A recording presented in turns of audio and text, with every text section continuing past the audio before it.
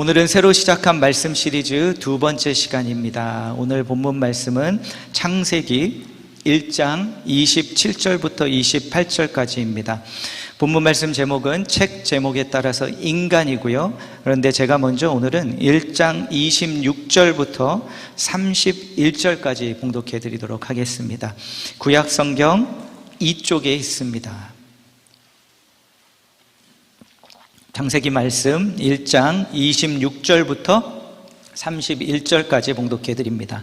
하나님이 이르시되 우리의 형상을 따라 우리의 모양대로 우리가 사람을 만들고 그들로 바다의 물고기와 하늘의 새와 가축과 온 땅과 땅에 기는 모든 것을 다스리게 하자 하시고, 하나님이 자기 형상 곧 하나님의 형상대로 사람을 창조하시되 남자와 여자를 창조하시고, 하나님이 그들에게 복을 주시며 하나님이 그들에게 이르시되 생육하고 번성하여 땅에 충만하라.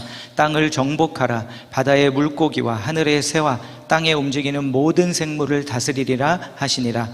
하나님이 이르시되 내가 온 지면에 씨 맺는 모든 채소와 씨 가진 열매 맺는 모든 나무를 너희에게 주노니 너희의 먹을거리가 되리라. 또 땅의 모든 짐승과 하늘의 모든 새와 생명이 있어 땅에 기는 모든 것에게는 내가 모든 푸른 풀을 먹을거리로 주노라 하시니 그대로 되니라. 하나님이 지으신 그 모든 것을 보시니 보시기에 심히 좋았더라. 저녁이 되고 아침이 되니 이는 여섯째 날이니라. 아멘. 16구절로 꿰뚫는 성경, 이 책을 함께 잔치상의 해 책잔치로서 읽어나가고 있고요. 오늘은 2장, 그리고 오늘의 말씀의 주제는 인간입니다. 이 책, 나누어드린 책과 그리고 이 말씀 시리즈를, 그리고 또 이 책을 통해 주신 말씀들을 어떻게 읽어나갈 것인가. 첫 번째는요, 큰 그림을 잡으려고 계속 애쓰시기 바랍니다. 창세기부터 계시록까지 흐르는 하나의 이 광대한 하나님의 구원의 파노라마, 너무 작은 디테일에 얽매이지 마시고 그 큰 구원의 스토리가 어떻게 흐르고 있는지를 한번 잡아보시는 그러한 시간이 되시면 좋겠고요. 두 번째는 또 이것은 또 이 말씀 시리즈 주제의 목표와 목적이기도 한데요, 그 가운데 이제 제가 말씀을 조금씩 풀어드리면서 여러분의 생각이 바뀌시는 그러한 시간이 되면 좋겠습니다. 조금 더 구체적으로 말씀드리면 저와 여러분의 생각의 틀이, 관점이 바뀌기를 바랍니다. 또 다르게 표현하면 저와 여러분의 세계관이 바뀌는 그러한 시간이 되면 좋겠습니다. 세계관이라는 것은 내가 세상을 바라보는, 내 인생을 바라보는, 마치 제가 지금 착용하고 있는 이 안경처럼, 안경을 통해 보고 있는 것처럼 그 바라보는 관점의 틀을 의미합니다. 우리가 예수 믿고 이제 하나님의 말씀을 읽어나가면서 우리가 끼고 있던, 착용하고 있던 전 세계관의 안경을 벗고 이제 성경적인 관점으로 볼 수 있도록 하나님의 말씀이라는 안경을 착용해야 합니다. 그리고 그 안경을 통해 세상을 보고, 나를 보고, 그리고 또 내 인생을 보고 모든 것을 보는 것이 우리의 생각이 바뀌어가는, 그리스도인으로 바뀌어가는 과정입니다. 그래서 이것에 집중하시고 또 이것을 하나씩 좀 짚어드릴 수 있을 때 짚어드리도록 하겠습니다. 앞서 봉독한 이 본문 말씀 26절부터 31절까지 읽어드렸는데요, 이 말씀은 반복되는 하나님이 이르시되 라는 표현을 중심으로 세 부분으로 나눌 수 있습니다. 도표를 한번 보시면요, 하나님이 이르시되, 첫 번째 26절, 27절, 그리고 두 번째 부분도 28절에서 하나님이 이르시되로 나뉩니다. 그리고 세 번째 마지막 부분은 29절, 30절 하나님이 이르시되로 시작합니다. 이렇게 세 부분으로 하나님이 이르시되에 따라서 나뉘게 되고요. 그리고 마지막 31절에서 본문의 결론만이 아니라 창세기 1장 전체의 결론을 맺습니다. 그래서 저는 오늘은 이 말씀의 구조에 따라서 하나님의 형상이라는 것에 관해 세 가지를 나누고 31절과 함께 저도 오늘 말씀의 결론을 맺도록 하겠습니다. 먼저 첫 번째입니다. 26절, 27절입니다. 다시 한번 봉독해 드립니다. 하나님이 이르시되 우리의 형상을 따라 우리의 모양대로 우리가 사람을 만들고 그들로 바다의 물고기와 하늘의 새와 가축과 온 땅과 땅에 기는 모든 것을 다스리게 하자 하시고, 하나님이 자기 형상 곧 하나님의 형상대로 사람을 창조하시되 남자와 여자를 창조하시고. 하나님이 이르시되 첫 번째로 말씀하시는 것은 우리 인간이 하나님의 형상을 따라 지음받았다고 말씀하시고 이것을 3번 반복해서 말씀합니다. 이 말씀 전체를 보시면 이 말씀 다음에 그 다음 좀 이따 보시겠지만 하나님께서 인간들에게 주시는 명령의 말씀이 있는데요, 이 하나님의 형상을 우리가 소유했다는 것은 명령을 주시기 그 전에 나옵니다. 이것은 무엇을 의미하냐면 우리 안에 있는 하나님의 형상은 어느 조건에도 달려있지 않다는 것입니다. 이미 우리가 무엇을 하기도 전에 이미 하나님의 형상을 가진 존재들로 지음받았다라고 먼저 오늘 본문은 말씀합니다.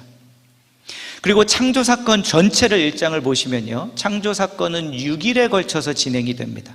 그런데 인간의 창조는 이 마지막 날 6째 날에 주님께서 하십니다.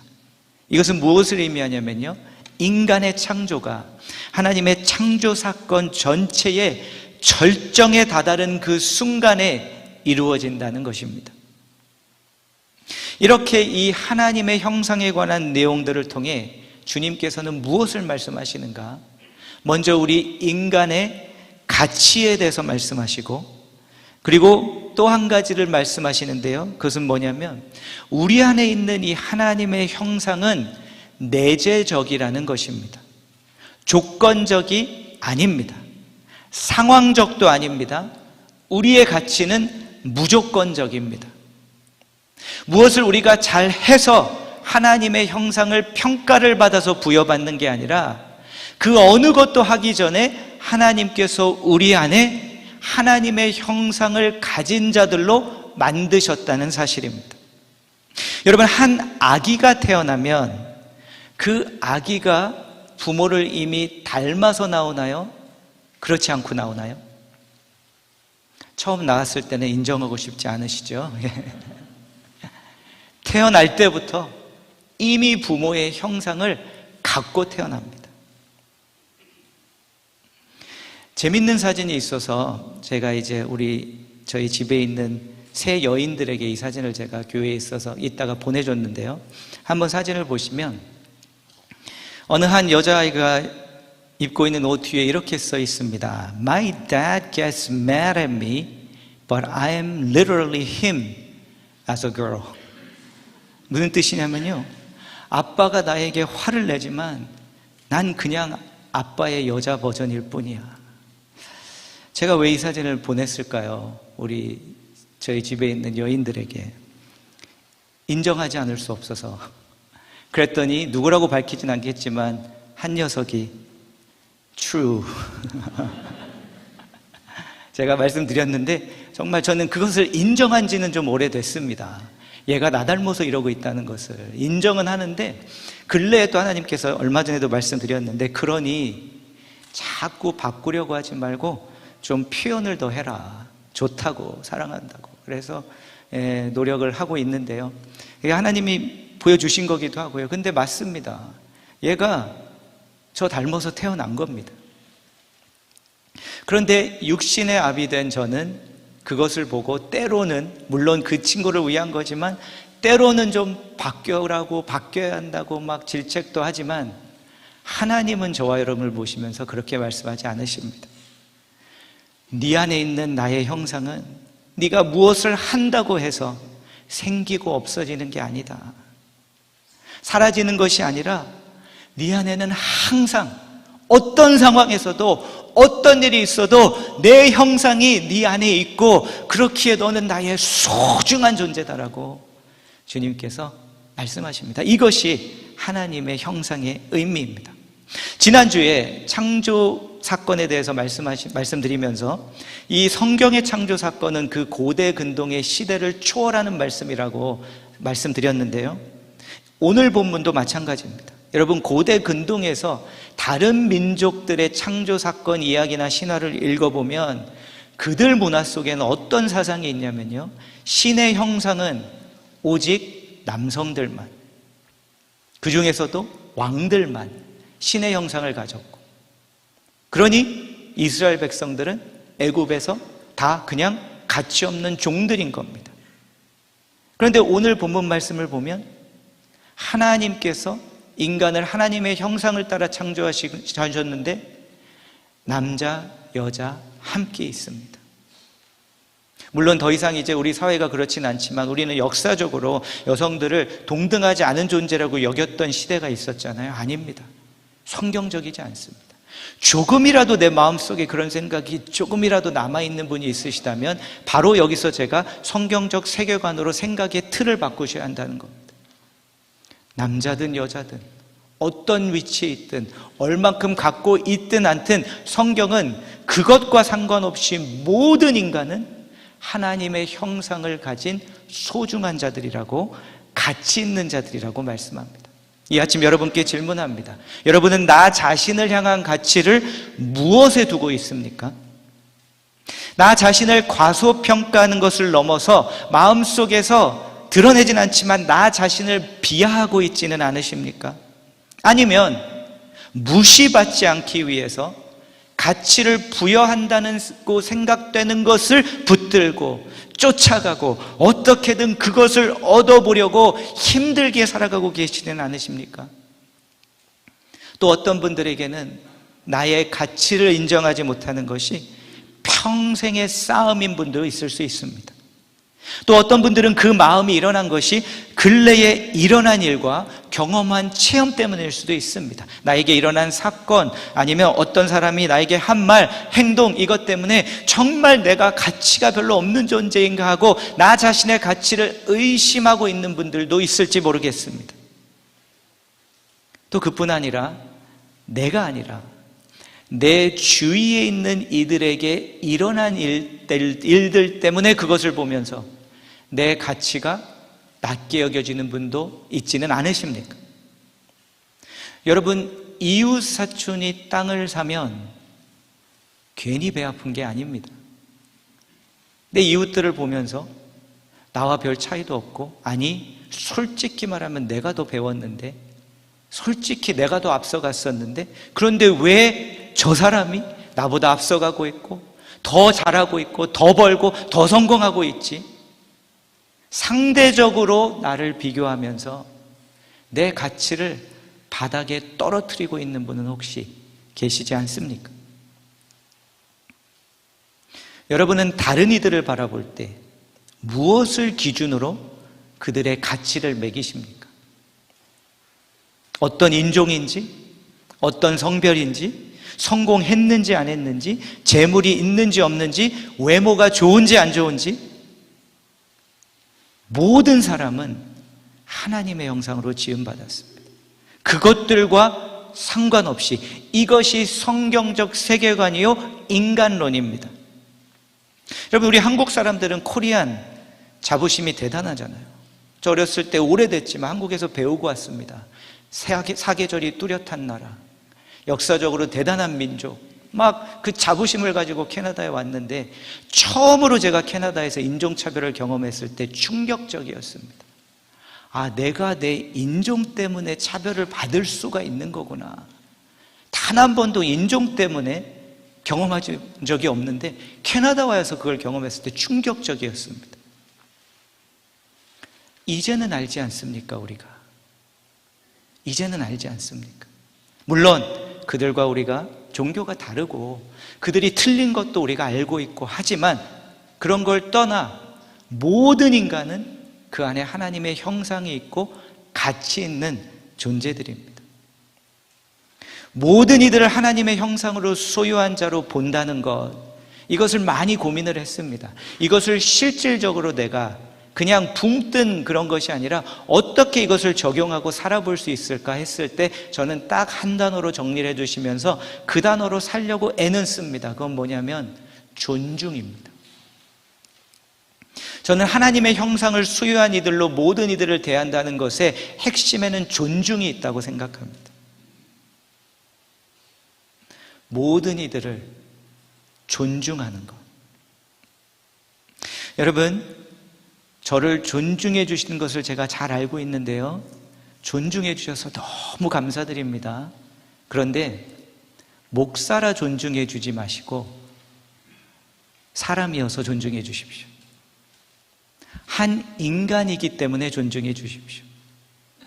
옆에 계신 분을 존중해 드릴 때 그분이 나보다 연세가 많으셔서만 존중해 주지 마시고 그분이 하나님이 창조하신 한 인간이기 때문에 존중해 주십시오. 우리가 그렇게 하지 않고 다른 것들로 존중을 하게 되면은요, 직위가 없으면 그 사람을 덜 존중하게 됩니다. 사람이기 때문에 존중하는 겁니다. 하나님의 형상을 가진.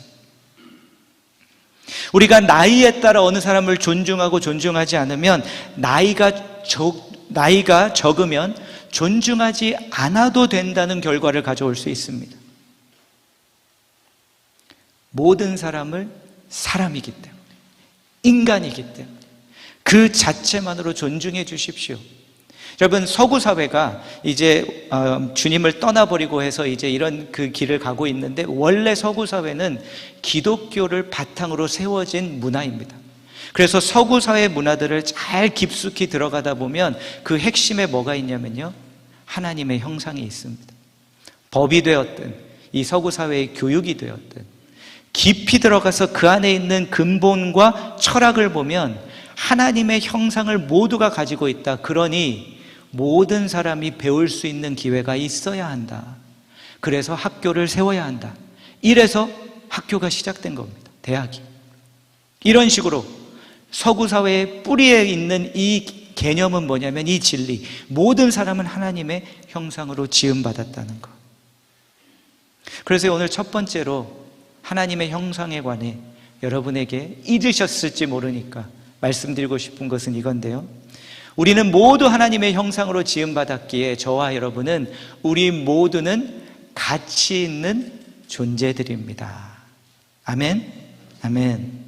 Our value is intrinsic. 영어로는 조금 다르게 표현했는데, intrinsic이라는 것은 어느 상황과 외부의 것들과 상관없이 우리는 모두 가치 있는 자들인데, 어느 정도의 가치냐면 하나님의 형상을 가진 만큼의 가치 있는 자들이다라는 것입니다. 말씀이 잘 이해가 되셨으면 옆에 계신 분하고 한번 이렇게 인사할까요? 어머나 몰라 뵀습니다. 이렇게 한번 인사하겠습니다. 한 번 더 인사하실 때는 앞으로는 잘해드리겠습니다. 이렇게 한번 인사하겠습니다. 감사합니다. 따라와 주셔서 감사합니다. 하나님의 형상에 관해서 두 번째로 말씀하십니다. 창세기 1장 28절입니다. 하나님이 그들에게 복을 주시며 하나님이 그들에게 이르시되 생육하고 번성하여 땅에 충만하라. 땅을 정복하라. 바다의 물고기와 하늘의 새와 땅에 움직이는 모든 생물을 다스리라 하시니라. 생육하는 것, 번성하는 것, 이런 것들은 누구의 영역입니까? 하나님의 영역입니다. 창조는 하나님이 하셨습니다. 다스리는 권위도 하나님의 것입니다. 그래서 창조와 이 다스림은 하나님의 영역인데, 이 말씀은 보면 하나님께서 그 다음에 뭐라고 말씀하시냐면 인간에게 참여를 요구하십니다. 너희들도 나와 같이 하자. 그리고 인간에게 맡기시고요, 부여하십니다. 그 권위를, 그 창조의 일을 인간에게 맡기십니다. 하나님의 영역인데, 하나님의 것인데 나누십니다. 인간에게 주십니다. 그리고 너희들이 하라고 하십니다. 이것은 무엇을 의미할까요? 이것은 특권입니다. 하나님의 형상을 가진 이들이기 때문에 하나님께서 인간에게만 이 특권을 주셨습니다. 그런데 특권에는 항상 따르는 것이 있죠. 바로 책임입니다. 그래서 오늘 이 28절 말씀은 인간에게 주신 특권으로 인해 온 책임에 관해서 말씀하시면서, 너희들의 책임은 생육하고 번성하는 것이요, 정복하고 내가 창조한 모든 것을 내가 너에게 부여한 권위로 잘 다스리는 것이다 라고 말씀합니다. 그런데 28절을 다시 한번 보시면 이 책임을 맡기시면서 가장 앞에 하신 말씀이 있습니다. 하나님이 그들에게 복을 주시며, 복을 줄 테니 생육하고 번성하고 정복하고 다스려라, 이렇게 말씀합니다. 이 책임이 다시 말해서 축복이라는 것입니다. 여러분, 지난 한 주 주어진 임무들이 있으셨을 겁니다. 어떤 마음으로 하셨습니까? 일을 하신 분도 많은 이들 계실 텐데 어떤 마음으로 하셨습니까? 내가 왜 이거 또 해야 돼? 이거 언제 끝나나? 언제 이거 그만두고 내가 이제 일 안 해도 되나? 그러면 이것은 성경적 세계관이 아닙니다. 성경은 뭐라고 말씀하시냐면 우리에게 주신 임무, 책임, 일이 축복으로 주셨다는 겁니다. 그래서요, 저와 여러분은 우리는 일을 우리가 좀 더 다시 정의를 내릴 필요가 있습니다. 일은 우리에게 직업입니다. 직업이 포함되어 있습니다. 하지만 우리가 일을 조금 더 넓게 정의를 내려야 합니다. 그리고 다시 바라봐야 합니다. 어떤 관점으로요? 일은 축복이다. 왜 축복일까요? 내가 하는 일을 통해서 하나님이 나에게 부여하신 특권에서 오는 책임을 완수할 수 있는 자리이기 때문에, 그리고 그 자리는 하나님께서 나를 초청해 주신 자리요. 어떤 자리로? 같이 창조하는 자리로, 같이 번성하는 자리로, 그리고 주님과 함께 대신하여 다스리는 자리로 초청하신 자리이기 때문에 그 관점으로 우리가 해야 하는 일을 바라봐야 합니다. 왜냐하면 그 일을 할 때 우리가 하나님의 일에 참여하기 때문에. 그래서 내가 하는 일이 만약에 음식을 만드는 일이라면 내가 하는 그 일을 통하여 어떤 일이 일어난다고 믿고 바라며 해야 됩니까? 내가 이 음식을 만들 때 이 음식을 먹는 손님이 이것을 먹고 하나님께서 그 안에서 창조의 일이 일어나게 하셔서 그를 번성하게 하시고 일이 일어나게 하시고 하나님의 일을 할 수 있는 힘을 얻게 하셔서 또 그를 통해서 그가 그 에너지를 가지고 나아가서 그도 창조적인 일을 할 수 있도록 내가 하는 일이다라고 그 일을 바라봐야 한다는 겁니다. 우리가 하는 많은 일들 중에 그렇지 않지만 참 가치 없게 느껴지는 때가 있는 일이 뭡니까? 집안일. 제가 볼 때 집안일은요, 제일 힘든 일입니다. 그런데 너무 자주 이게 가치 없이 느껴질 때가 있습니다. 우리가 시대를 그렇게 살아가고 있기 때문에. 그래서 가치의 도전을 가장 많이 받는 일 중에 하나가, 일거리 중에 하나가 집안일이 아닌가. 그런데 여러분, 성경적인 관점으로 집안일을 보시려면 이렇게 바뀌어야 합니다. 물론 또 짓고 또 짓고 또 짓는 이 수없이 끊이지 않는 밥, 차려놓으면 몇 초 만에 사라져서 그 다음 길을 또 고민해야 되는 나, 물론 힘들지만 그곳이 나를 하나님께서 부르셔서 내가 짓는 이 밥을 통해서 내 자녀들이 그 안에서 그들이 먹고 피가 살이 되어 하나님이 창조와 번성의 일을 일어나게 하시는 것이다. 주여 그 일이 일어나게 하옵소서 하고 그 마음으로 밥을 짓는 것이 바로 오늘 이 말씀을 따라 하나님의 형상을 따라 사는 길입니다. 제가 많이 요즘 못해서 그런 게 아니라 저는 정말 제 아내가 지금 하는 그런 집안의 일들이 제일 힘든 일이라고 저는 믿고요, 알고 있고 너무나도 그래서 저는 고맙습니다. 제일 가치 있는 일입니다, 실은. 이것도 어떤 면에서는 우리가 너무 시대의 사상을 따라감으로 인해 잃었던, 회복해야 될 생각 중에 하나일 것입니다. 그런데 여러분, 그럼에도 불구하고 주님께서 부르신 나의 임무의 자리에서 생육하고 번성해야 되는데, 다스려야 하는데 생육하고 번성하는 게 아니라 오히려 궁핍해 있고 다스려야 하는데 다스림 받고 있는 분은 있지 않으십니까? 내 생각에, 내 상황에, 내 감정에. 올해 한소망 교회가 이제 7년이 되어서 제가 9월 들어가면서 여러분에게 말씀드리고 지금 안식월을 하고 있잖아요. 논문을 쓰기 위해서. 여러분께서 또 하나님께서 허락하신 시간이기에 좀 리포트를 또 업데이트를 드려야 할 마음이 있어서도 나누긴 하는데요. 이제 논문을 들어가는 시즌이 되어서 논문은 정말 시간이 많이 필요하더라고요. 그래서 이제 7년째 되는 안식월을 제가 쓰면서 새가족 신방, 병원 신방 이런 것들은 하지만 제가 이제 주중 예배에서는 인도를 하지 않고 이제 이 논문을 쓰고 있습니다. 그런데 열심히 정말 하고 있거든요. 늦은 밤까지. 그래서 이제 제 머릿속에 구상한 것은 내가 6장까지 쓰려고 생각하고 있고 1장, 2장을 다 썼습니다. 그리고 3장을 써가면서 거의 3장을 마치고 1장, 2장을 제 지도 교수님께 보냈습니다. 그리고서 이제 피드백을 받는 이메일이 왔는데요, 그 메일을 딱 열어보니까 이렇게 말씀을 하시는 거예요. 1장은 I really like it. 그런데 2장은 okay. 뭐 논문을 쓰면 이런 걸 몇 번 겪는다고는 하는데 이게 오케이가 아닌 거죠. 그 다음을 보니까 아쉬운 부분들을 이렇게 쫙 써주셨는데 그 순간 이런 막 감정이 밀려오는 겁니다. 괜히 이 교수님께 부탁드렸나. 왜냐하면 이분이 학장이시기도 한데 세계적으로 진짜 저명하신 분입니다. 그래서 웬만한 분들이 다 아는 학자인데 내가 내 자신을 너무 과대평가했나.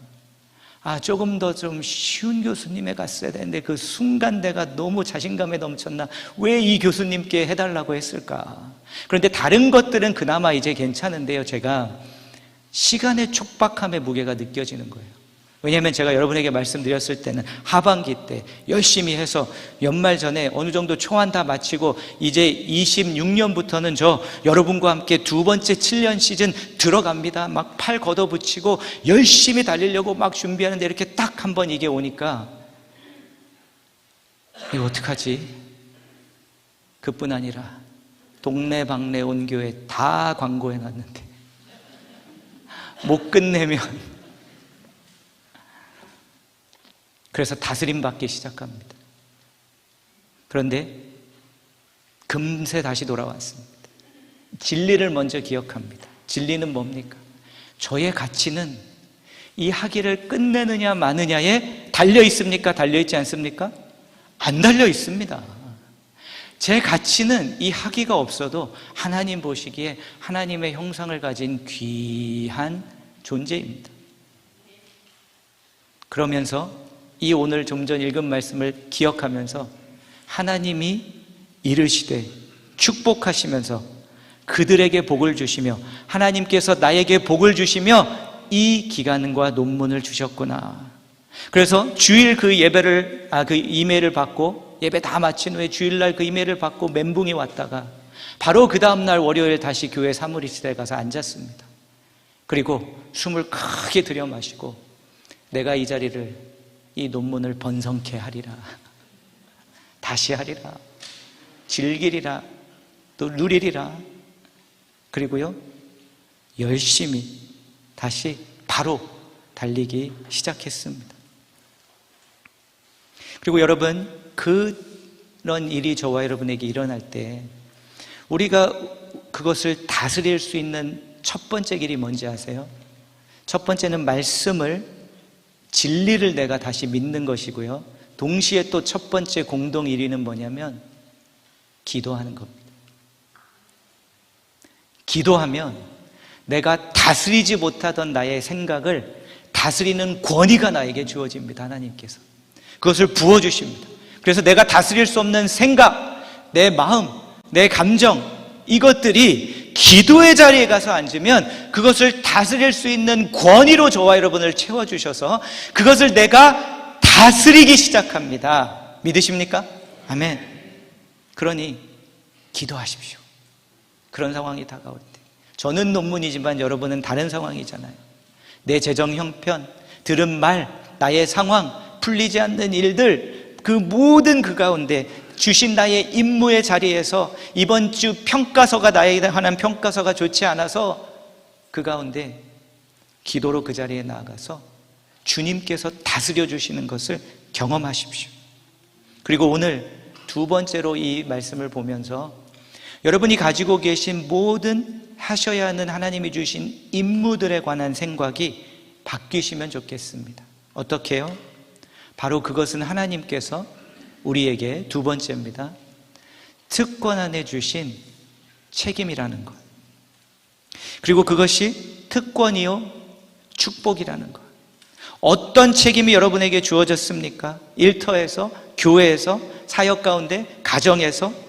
여러분, 이것은요 스트레스가 아니라 축복입니다. 아멘. 별로 안 믿고 싶으세요? 내일 돌아가시는 그 일이 일터가 축복입니다, 여러분에게. 그래서 여러분도 내일 가셔서 팔 딱 걷어붙이시고 내가 오늘은 이 자리를 번성케 하리라.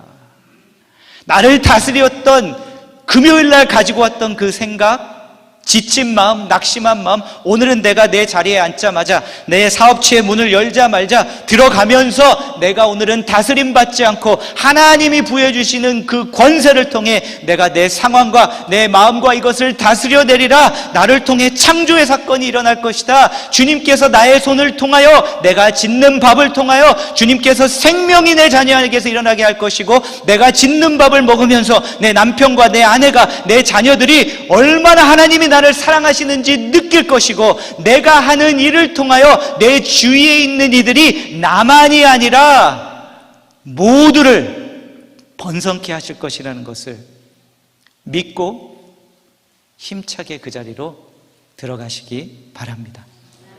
축복입니다. 축복. 짐이 아닙니다. 축복입니다. 무슨 일을 지금 하시고 계시든 축복입니다. 초청의 자리. 하나님의 형상에 관해서 세 번째로 말씀하시는 것이 있습니다. 29절 30절입니다. 하나님이 이르시되 내가 온 지면에 씨 맺는 모든 채소와 씨 가진 열매 맺는 모든 나무를 너희에게 주노니 너희의 먹을거리가 되리라. 또 땅의 모든 짐승과 하늘의 모든 새와 생명이 있어 땅에 기는 모든 것에게는 내가 모든 푸른 풀을 먹을거리로 주노라 하시니 그대로 되니라. 하나님이 주신 책임이 있습니다. 그 특권에서 오는, 그런데 그 임무, 그 특권에서 오는 책임 가운데 또 한 가지가 있습니다.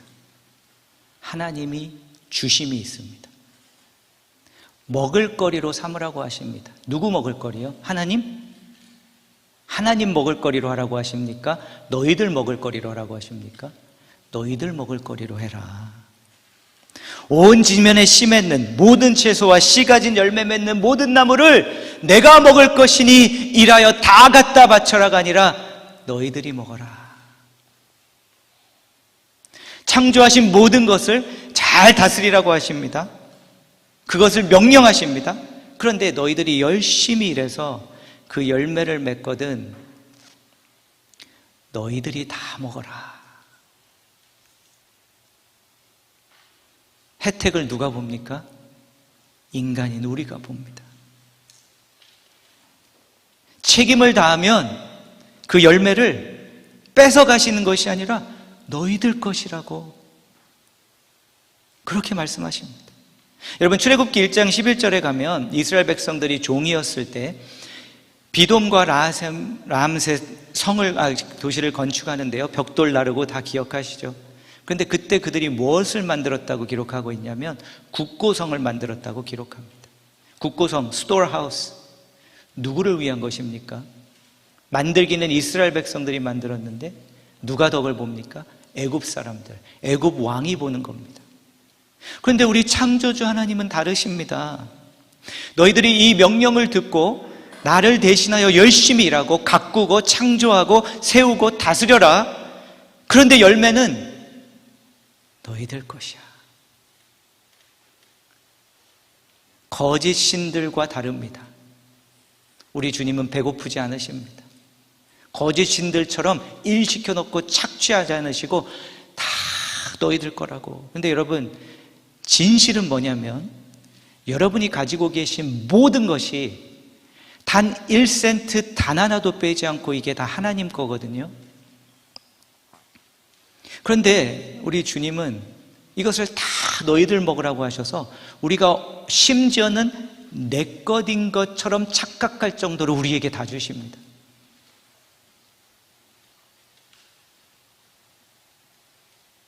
주시고 다 먹으라고 하시는 것은 무엇일까요? 누림입니다. 하나님께서 우리에게 주신 특권이 있고 특권에 따르는 책임이 있는데 이 책임 안에 동시에 무엇을 같이 넣어주시고 주셨냐면 누림을 주셨습니다. 여러분은 어떻게 지금 직장에서 일하시고 가정일 하시고 사역을 하고 계십니까? 책임만 있습니까? 아니면 그 안에 누림도 함께 있습니까? 근래에 몇 번 말씀을 드렸지만 정말 자꾸 드는 생각이에요. 저는 어렸을 적에 캐나다에 왔지만 그 전에 한국에 있을 때 농사 짓는 조부모님이 계셨다는 게 저는 가면 갈수록 너무나 큰 축복인 게 느껴지고 자꾸 떠올라요. 왜냐하면 할아버지 할머니께서 농사를 지으셨기 때문에 저는 시골 추억들이 많이 있거든요. 그래서 말씀을 준비하는데 또 떠올랐습니다. 그러면서 돌아보니까 제가 수없이 할머니 댁을 자주 매년 몇 번씩 갔던 거를 말씀드렸는데 방학 때마다 돌아보니까요, 단 한 번도 할아버지 할머니께 혼난 기억이 없어요. 단 한 번도 저는 기억이 안 나는 거예요, 할아버지 할머니가. 근데 분명히 내가 말썽도 폈을 텐데, 분명히 잘못한 적도 있을 텐데 이상하게 할아버지 할머니가 단 한 번도 저를 혼내신 기억이 안 나는 거예요. 돌아보니까 저는 할아버지 할머니께는 뭘 해도 사랑스러운 존재였던 겁니다. 물구나무만 서도 잘한다고 좋아서 기뻐하시고, 제가 1부 때 한번 손을 들어보시라고 말씀드렸는데 한번 여쭤볼게요. 여기 계신 분들 중에 옛날 한국의 코미디언 중에 고 이주일 씨를 모르는 분 계십니까? 고 이주일 씨, 그죠, 있어요.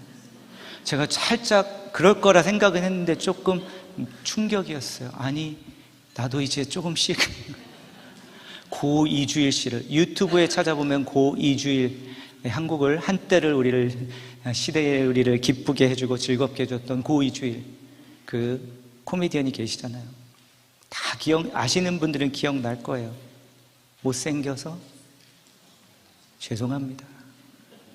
콩나물 팍팍 묻혔냐. 기억나시죠? 그때 할머니 앞에서 콩나물 팍팍 묻혔냐 막 이런, 왜 이리 좋아하시는 거죠?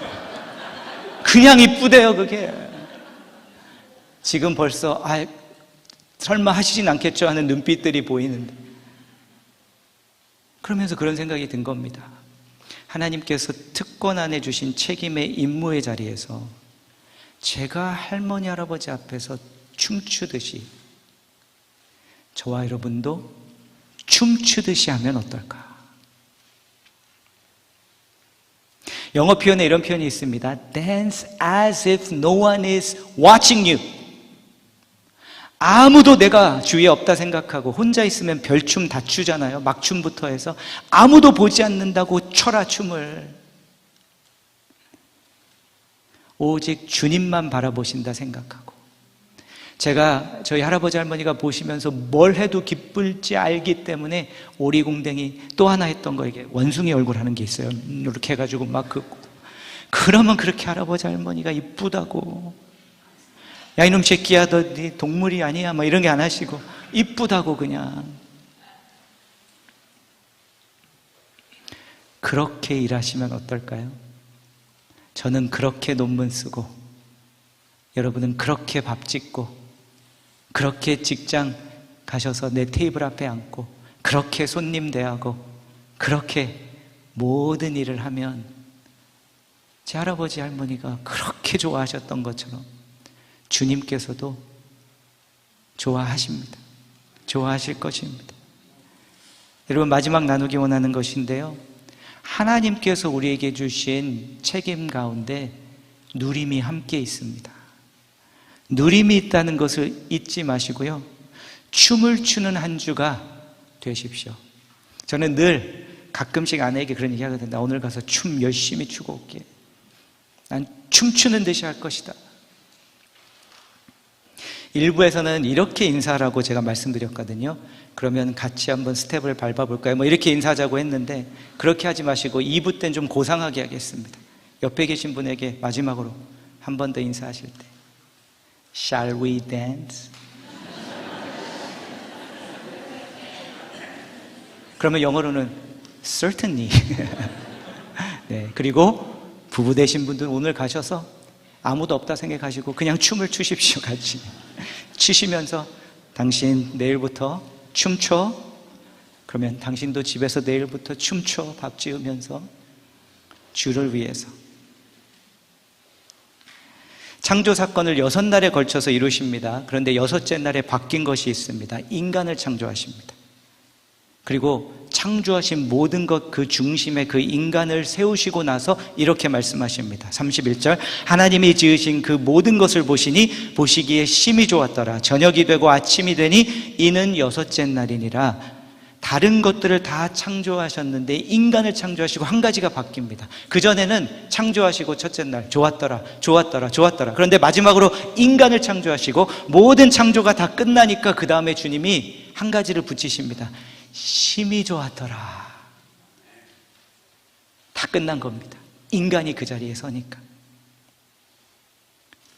하나님의 형상을 가진 저와 여러분이 그 형상을 드러낼 때 심히 기뻐하십니다. 우리가 있어야 할 그 자리에서 해야 할 임무를 감당하면서 그 자리에서 억지로 책임의식만이 아니라 누림을 같이 갖고 나아갈 때 주님은 보시면서 심히 보기 좋았더라 말씀하신다는 겁니다. 그런데 하나님의 형상을 따라 산다는 것이 참 어렵죠. 그게 무슨 뜻이고 어떻게 해야 할까? 그래서 누가 오셨습니까? 예수 그리스도. 골로새서 1장 15절, 그는 보이지 아니하는 하나님의 형상이시요 모든 피조물보다 먼저 나신 이시니 우리가 하나님의 형상을 가지고 사는 것을 죄로 인해서 상실했기 때문에 아들 예수님, 아버지 하나님의 형상을 가진 예수님께서 육신을 입고 오셔서 우리 눈앞에 보여주셨습니다. 이분 따라 살면 하나님의 형상을 따라 사는 거야. 그리고 이 예수님은 모든 사람을 존중해 주셨습니다. 특별히 더 낮은 자들을 더 존중해 주셨습니다. 하나님께서 주신 책임을 다하셨습니다. 그리고 그 일을 감당할 때 나는 아버지의 기쁘신 뜻을 위하여 나는 한다고 하면서 십자가의 자리까지도 가셔서 그 자리에서 그 고통을 감당해 내셨습니다. 하나님의 형상을 가진 자로 사는 것이 무엇인지 보여주시기 위하여. 한 걸음만 더 나가면 그럼 나에게 조금 힘든 시간이 온다. 하나님의 형상을 드러낸 예수처럼 그러면 나도 주를 위하여 하나님이 날 부르셨기에 버텨봐야지. 기쁘게 올려드려야지. 하나님께서 불러주신 특권의 자리고 임무의 자리인데 하나님의 형상을 잃어버린 곳이 어느 곳입니까? 오늘 다시 심히 좋았더라 라고 말씀하시는 그 자리로 돌아가시고요. 내일부터는 한 주 하나님의 형상을 멋지게 뽐내시고 드러내시면서 춤추듯이 한 주를 사시는 모든 여러분들이 되시기를 주의 이름으로 축원합니다. 아멘. 찬양팀 나오셔서요. 찬양 가사 보시면 이렇게 고백합니다. 주님을 구합니다. 왜냐하면 제 부르신 이 자리에 의심이 다시 생겼습니다. 그래서 주님의 손이 필요합니다. 손 내밀어 잡아달라고. 부르신 자리인데 거기서 두려운 마음이 일어났습니다. 그래서 주님 바라볼 테니 주님 바라볼 때 제 안에 있는 하나님의 형상이 회복되게 하시고 나를 붙들어 주시는 것이 체험되게 하옵소서. 이 간구함으로 이 찬양으로 주님께 나가겠습니다. 찬양하겠습니다.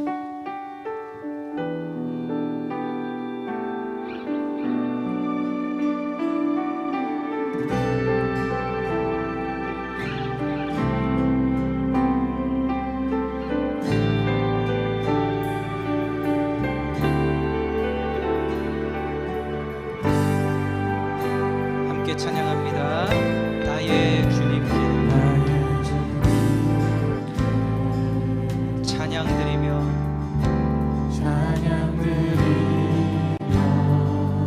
그 크신 사랑 주님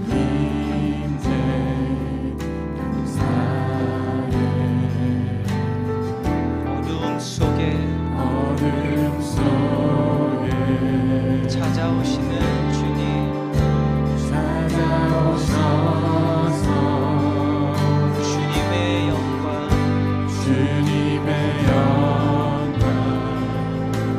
보게 하시네.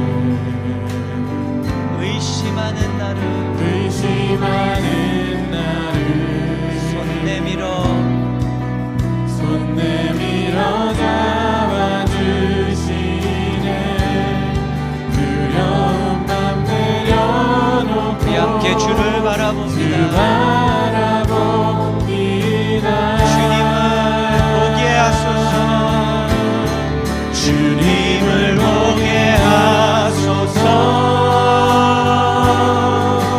나를 붙드소서. 내 뜻과 내 생각 내려놓고 주님 앞에 나 엎드려 주의 음성 기다리니 나를 부르실 때 믿음으로 걸어가리. 어둠 속에 주님은 찾아오십니다. 찾아오셔서 부르신 자리에서 주님의 영광 보게 하시네. 의심하는 나를 손 내밀어 잡아주시네.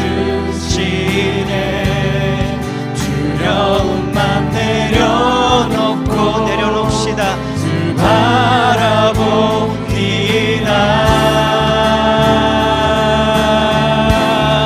주님을 보게 하소서. 나를 붙드소서. 내 뜻과 내 생각 내려놓고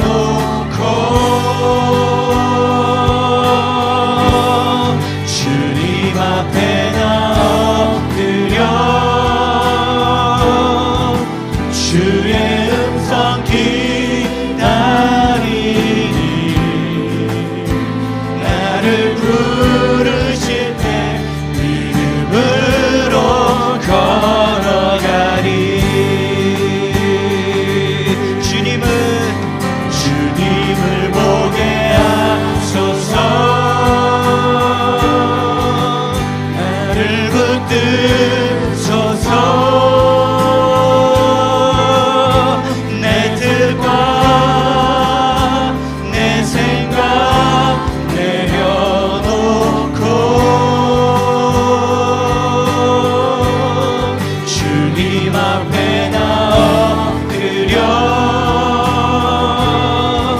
주의 음성 기다리니 나를 부르실 때 믿음으로 한 번만 더 찬양할까요? 마지막으로 주님을 보게 하소서. 주님을 보게 하소서. 나를 붙드소서. 아멘. 내 뜻과 내 생각 내려놓고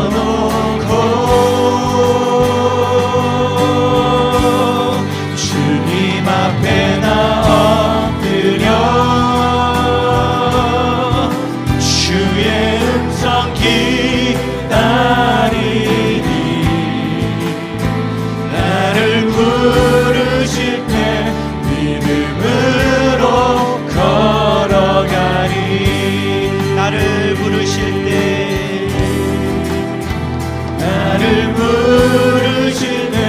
믿음으로 걸어가리. 나를 부르실 때 믿음으로 걸어가리.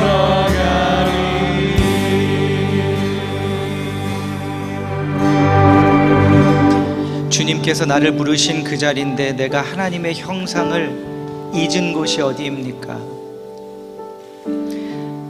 부르셨는데 그 믿음이 사라진, 그래서 다른 기준으로 가치를 매기며 낙심하고 실망하며 좌절한 그 자리가 어디입니까? 주의 음성 기다리니 제가 그곳으로 부르심을 받았다는 것을 주님 다시 한번 오늘 봅니다. 그러니 제 마음을 바꾸어 주시고 일어나 오늘 이곳을 힘차게 걸어나가며 주를 위해 춤추듯이 한 주를 살아가는 제가 되게 해달라고 다시 한번 이 시간 각자 우리 함께 합심하여 기도로 주님 앞에 나아가도록 하겠습니다. 기도합니다. 하나님 아버지 감사합니다.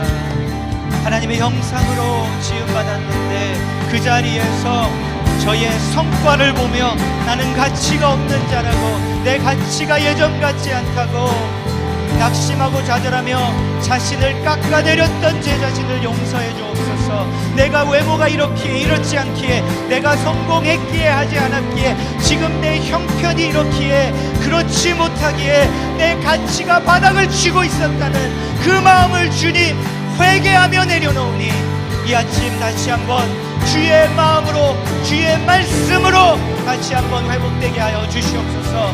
특권으로 주신 자리, 그 가운데 주신 책임 가운데 누림으로 나아가게 하시고 기쁘게 하겠습니다. 감사함으로 하겠습니다. 즐거움으로 하겠습니다. 주님, 그 마음으로 나아갈 때 주를 위하여 춤추는 자가 되게 하시고 춤추듯이 주를 위하여 기쁨으로 기대하는 마음으로 그 일을 감당하게 하여 주시옵소서. 결과에 얽매이지 않게 하옵소서. 주님과 함께하면 됩니다. 주님과 함께 창조의 사건에 참여하면 됩니다. 저를 불러주셔서 감사합니다. 그 일을 함께하게 해주심에 감사드립니다. 작은 것일지라도 그 작은 것의 가치가 보이게 하셔서 내 손을 통하여 하나님께서 창조의 사건을 이루시는 것을 제가 보고 경험하게 하여 주시옵소서. 주님께 쓰임받기 원하고 사용하시는 주님의 손길을 경험하기 원합니다. 주여, 제 가치를 회복시켜 주셔서 감사합니다. 주님, 일하시옵소서.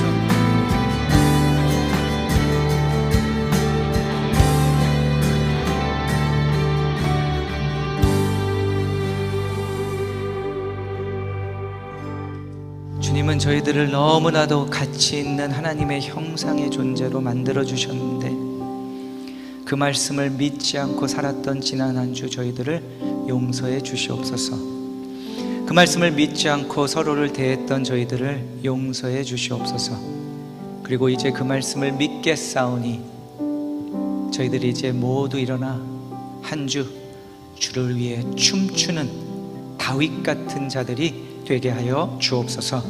감사드리며 우리의 영원한 기쁨 되신 우리 주 예수 그리스도의 이름으로 기도하옵나이다. 아멘.